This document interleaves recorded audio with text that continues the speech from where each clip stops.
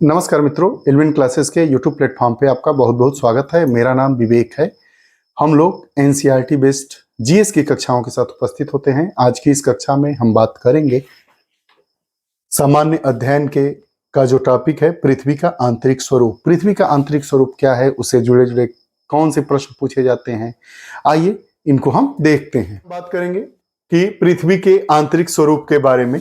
जो पृथ्वी की आंतरिक संरचना है उनको तीन परतों में विभाजित किया जाता है: भूपर्पटी, मेंटल और क्रोड। भूपर्पटी क्या होता है? यह पृथ्वी की बाहरी परत है जो सबसे पतली होती है। इसकी औसत मोटाई 5 से 40 किलोमीटर के बीच होती है। ये बात करते हैं पृथ्वी की आंतरिक सतह। तीन प्रकार की सतह होती है। ऊपर भूपर्पटी की बात कर रहा है, इसकी जो मोटाई होती है 5 से 40 किलोमीटर के बीच होती है। महासागरों के नीचे भूपर्पटी की औसत मोटाई 5 किलोमीटर है, जबकि महाद्वीपीय भूपर्पटी की औसत मोटाई 40 किलोमीटर है। महाद्वीपीय भूपर्पटी महासागरीय भूपर्पटी की अपेक्षा कम सघन होती है, क्योंकि यह हल्की और भारी शैलों के मिश्रण से बनी होती है। ये रही बात भूपर्पटी। मेंटल किसे कहते हैं? यह पृथ्वी की अगली परत है जो भूपर्पटी से एक सीमा द्वारा अलग होती है। मेंटल की मोटाई लगभग 2900 किलोमीटर है, जो दो भागों में विभाजित है: ऊपरी मेंटल और निचला मेंटल। जैसे ये मेंटल है तो ये दो भागों में है, ऊपरी वाले को ऊपरी मेंटल और निचले वाले को निचली मेंटल कहा जाता है। इसकी मोटाई 2900 किलोमीटर है। निचले मेंटल की शैलें दाब और ताप के कारण मुलायम और लचीली हो जाती है, अर्थात पृथ्वी के अंदर गहराई के साथ तापमान तथा दाब बढ़ता जाता है। क्रोड की बात कर लेते हैं। पृथ्वी की सबसे अंदर की परत जो होती है वो क्रोड कहलाती है। यह मुख्य रूप से धातुओं की बनी होने के कारण इसे धात्विक क्रोड कहते हैं। क्रोड पृथ्वी के सबसे अंदर की परत को क्रोड कहते हैं। यह धातुओं से बनी होती है, इसलिए क्रोड को धात्विक क्रोड की भी संज्ञा दी गई है। क्रोड भी दो भागों में विभाजित है: बाह्य क्रोड जो लोहे से बनी होती है तथा तरल अवस्था में है। आंतरिक क्रोड लोहे तथा निकल से बनी होती है।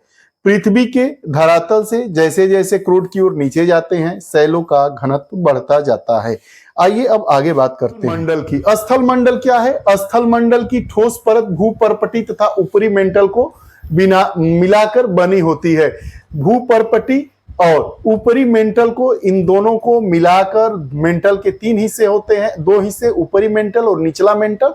तो ये दोनों हिस्सा मिलाकर निर्माण होता है स्थल मंडल का।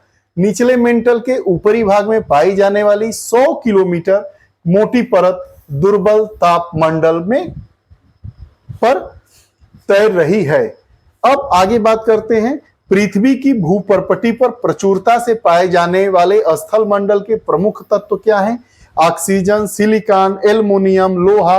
ये प्रमुख तत्व यौगिकों में व्यवस्थित होकर खनिजों का निर्माण करते हैं। खनिज प्राकृतिक रूप से पाए जाने वाले ऐसे पदार्थ हैं जो एक तत्व अथवा तत्वों के यौगिकों से बने होते हैं। खनिज क्या होते हैं? खनिज प्राकृतिक रूप से पाए जाने वाले ऐसे पदार्थ हैं जो एक तत्व अथवा तत्वों के यौगिकों से बने होते हैं। प्रमुख तत्व एवं उनसे निर्मित खनिज निम्नलिखित है। किस तत्व को मिलाने से कौन सा खनिज बनता है, यह प्रश्न पूछा जाता है, तो आइए इस पर भी बात कर लेते हैं। और ऑक्सीजन को मिलाएंगे तो क्वार्ट्ज बनता है। प्रश्न बार बार पूछता है कि किन तत्वों के मेल से कौन सा खनिज प्राप्त होता है, तो सिलिकॉन और ऑक्सीजन को मिलाएंगे तो क्वार्ट्ज बनता है। वहीं सिलिकॉन, ऑक्सीजन, पोटेशियम और एल्युमिनियम को मिलाएंगे तो फेल्सपार बनता है। ऑक्सीजन और लोहा को मिलाने पर लौह ऑक्साइड बनता है और लोहा और एल्युमिनियम को मिलाने पर बॉक्साइट बनता है। ये रही बात तत्व, किन तत्वों के मेल से कौन सा खनिज पदार्थ बनता है, तो सिलिकॉन और ऑक्सीजन के मेल से क्वार्ट्ज बनता है। सिलिकॉन, ऑक्सीजन, पोटेशियम और एल्युमिनियम के मिलने से फेल्सपार बनता है। ऑक्सीजन और लोहा के मिलने से लौह ऑक्साइड बनता है। लोहा और एल्युमिनियम के मिलने से बॉक्साइट का निर्माण होता है। कुछ खनिजों में केवल एक ही तत्व होता है, परंतु ऐसे खनिज दुर्लभ होते हैं। कुछ खनिज बहुमूल्य होते हैं, जैसे सोना, चांदी और तांबा। शैल मतलब पत्थर प्राकृतिक रूप से पाए जाने वाले खनिजों के मिश्रण होते हैं। अधिकतर दो या उससे अधिक भिन्न भिन्न खनिजों से निर्मित होते हैं, परंतु कुछ शैल एक ही प्रकार के खनिज से निर्मित होते हैं। उद्गम के आधार पर शैलों को तीन वर्णों में बांटा गया है। उद्गम के आधार पर शैलों को तीन प्रकार में बांटा गया है, आग्नेय शैल, अवसादी शैल और कायांतरित शैल। आइए सबके बारे में बातें कर लेते हैं। आग्नेय लैटिन शब्द इग्निस का रूपांतरण है। इग्निस का अर्थ आग होता है, अर्थात ऐसे शैल गर्म पिघले हुए लावे या मैग्मा से बनते हैं। चूंकि पृथ्वी के अंदर गहराई में तापमान बहुत होता है, पृथ्वी के अंदर गहराई में जाएंगे तो टेम्परेचर बहुत ज्यादा होता है, जिससे अधिकांश पदार्थ पिघली हुई अवस्था में होते हैं, जिन्हें हम मैग्मा कहते हैं। पृथ्वी के अंदर जैसे जैसे आप जाएंगे तो तापमान बहुत ज्यादा हो जाता है, तो जो भी पदार्थ होता है वो द्रव अवस्था में पाया जाता है, जिसे हम मैग्मा कहते हैं। जब मैग्मा पृथ्वी के धरातल पर पहुंचता है तो वह लावा कहलाता है। अतः पृथ्वी के अंदर अथवा ऊपर मैग्मा के ठंडे होने के परिणाम स्वरूप कठोर आग्नेय शैलों का निर्माण होता है। आग्नेय शैलों का निर्माण कब होता है? जब मैग्मा ऊपर आता है तो लावा होता है, लावा बनकर जब वह कठोर हो जाता है तो उसी प्रकार से बने शैलों को हम आग्नेय शैल कहते हैं। महत्वपूर्ण तथ्य क्या है? आग्नेय शैलों से इग्नियस रॉक्स जिसको कहते हैं, यह पृथ्वी पर सर्वाधिक पाई जाने वाली शैल है। पृथ्वी की भूपर्पटी का 2/3 भाग इन्हीं शैलों से बना है। आग्नेय शैल को प्राथमिक शैल या मूल शैल भी कहते हैं। ग्रेनाइट और बेसाल्ट आग्नेय शैल के उदाहरण है। बहुत बार प्रश्न पूछता है, आग्नेय शैल पृथ्वी के 2/3 हिस्सों पर फैली हुई शैल है। पृथ्वी पर सर्वाधिक आग्नेय शैल पाई जाती है। आग्नेय शैल को प्राथमिक शैल या मूल शैल कहते हैं। ग्रेनाइट तथा बेसाल्ट आग्नेय शैल के उदाहरण हैं। अवसादी शैल की शैल कई प्रकार से छोटे छोटे टुकड़ों में टूटकर अवसादों का निर्माण करते हैं। ये अवसाद विभिन्न आकार जैसे बजरी, बालू, चिकनी मिट्टी, गाद के रूप में होते हैं। निचले क्षेत्रों में अवसाद तथा जैव अवशेष परतों के रूप में जमा होकर अवसादी शैलों का निर्माण करते हैं। अब अवसादी शैलों से जुड़े हुए परीक्षापयोगी तथ्यों को हम जान लेते हैं। ये शैलें मुलायम होने के कारण आसानी से टूट जाती हैं। पृथ्वी के धरातल पर अधिकतर शैलें अवसादी हैं। कांग्लोमरेट या संगुटिका, बलुआ पत्थर, चूना पत्थर, शैल तथा कोयला अवसादी शैलों के उदाहरण हैं। शैलें कायांतरण अथवा मेटामोर्फोसिस का अर्थ है रूप या आकृति में परिवर्तन, अर्थात जब आग्नेय और अवसादी शैलों में दबाव तथा उष्मा के कारण रासायनिक और संरचनात्मक परिवर्तन होते हैं तो उससे कायांतरित शैलों का निर्माण होता है। पुनः देखेंगे कि जब आग्नेय और अवसादी शैलों में उष्मा और दबाव के कारण रासायनिक और संरचनात्मक परिवर्तन होता है तो कायांतरित शैलों का निर्माण होता है। कायांतरित शैलों की क्या विशेषता है, उससे संबंधित क्या महत्वपूर्ण तथ्य हैं? ये मौलिक शैलों से दिखने और विशेषताओं में पूर्णतः भिन्न होते हैं।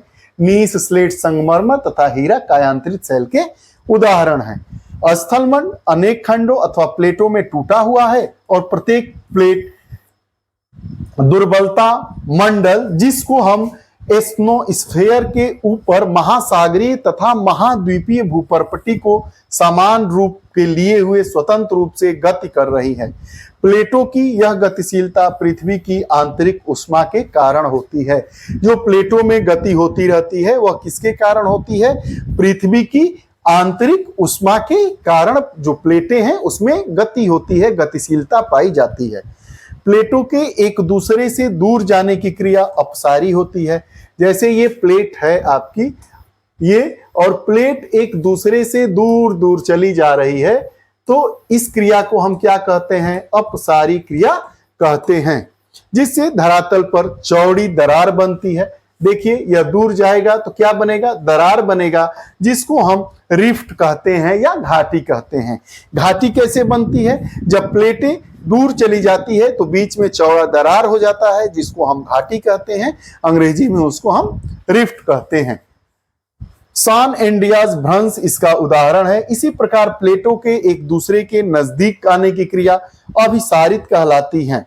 जब प्लेट दूर हो गई तो इससे घाटी का निर्माण हो गया, और जब प्लेट एक दूसरे के नजदीक आ गई उसको हम अभिसरित कहते हैं। जब प्लेट नजदीक आकर आपस में टकराती है तो पृथ्वी के धरातल पर पर्वतों का निर्माण होता है। जैसे मान लीजिए कि ये दो प्लेटें हैं और आकर टकराई, तो जैसे ये दो प्लेट है आपस में आई और टकराई तो क्या हुआ, ऐसे जब उठ गई तो पर्वत का निर्माण हो गया। और दो प्लेटें हैं जब दूर चली गई तो बीच में जो गैपिंग होता है उससे घाटी का निर्माण होता है। जब प्लेटें दूर जाती है तो घाटी का निर्माण करती हैं और एक दूसरे से नजदीक आकर टकराती हैं तो पर्वत का निर्माण करती हैं। पर्वत के निर्माण करने में जो शैलें होती हैं, जो प्लेटें होती हैं, वह अभिसरित होती हैं, और घाटी के निर्माण करने में जो हमारी शैलें होती हैं वह क्या हो जाती हैं, अपसारी कहलाती हैं, अर्थात दूर दूर चली जाती हैं। महासागरीय प्लेट, महाद्वीपीय प्लेट। महासागरीय प्लेट कैसी होगी, भारी होगी। महाद्वीपीय प्लेट कैसी होगी, हल्की होगी। टकराती है तो महासागरीय प्लेट भारी होने के कारण नीचे चली जाती है। जैसे आंधी आएगा और आंधी में क्या होगा, दो पेड़ टकराएंगे, एक बहुत ही विशाल वृक्ष और एक हल्का वृक्ष। तो होता क्या है, जो विशाल वृक्ष जब टूटता है तो वो कहां चला जाता है, नीचे चला जाता है। तो वही बात कह रहा है कि जब महासागरीय प्लेट और महाद्वीपीय प्लेट, महासागरीय प्लेट और महाद्वीपीय प्लेट आपस में टकराती है तो भारी होने के कारण महासागरीय प्लेट नीचे चली जाती है। ऊपरी दबाव के कारण सैल गर्म होकर पिघल जाते हैं और पिघले हुए सैल पुनः ऊपर आकर महाद्वीपीय किनारों के साथ ज्वालामुखी पर्वतों का निर्माण करते हैं। कह रहा है कि जब महासागरीय प्लेट और महाद्वीपीय प्लेट आपस में टकराती है तो जो महासागरीय प्लेट है वो नीचे चली जाती है और गर्म होकर पिघल जाती है, और जब यह सैल पुनः ऊपर उठती है तो ज्वालामुखी पर्वतों का निर्माण होता है। ऐसे ही, और जब दो प्लेट एक दूसरे के साथ क्षैतिज दिशा में टकराती है, क्षैतिज मतलब ऐसे ऐसे टकराती है तो एक दूसरे के नीचे नहीं बल्कि वलित पर्वतों का निर्माण करती है। हिमालय की विशाल श्रेणी का निर्माण इसी प्रकार से हुआ है। मतलब हिमालय की जो पर्वत श्रृंखला है वह वलित पर्वत श्रेणी के उदाहरण है। ये रहा पृथ्वी की आंतरिक संरचना से जुड़ा हुआ हमारा टॉपिक। आपको हमारी कक्षाएं कैसी लगती हैं, कमेंट बॉक्स में अपने विचार जरूर दीजिएगा। पुनः नई कक्षा के साथ उपस्थित होंगे, तब तक के लिए बहुत बहुत धन्यवाद। नमस्कार।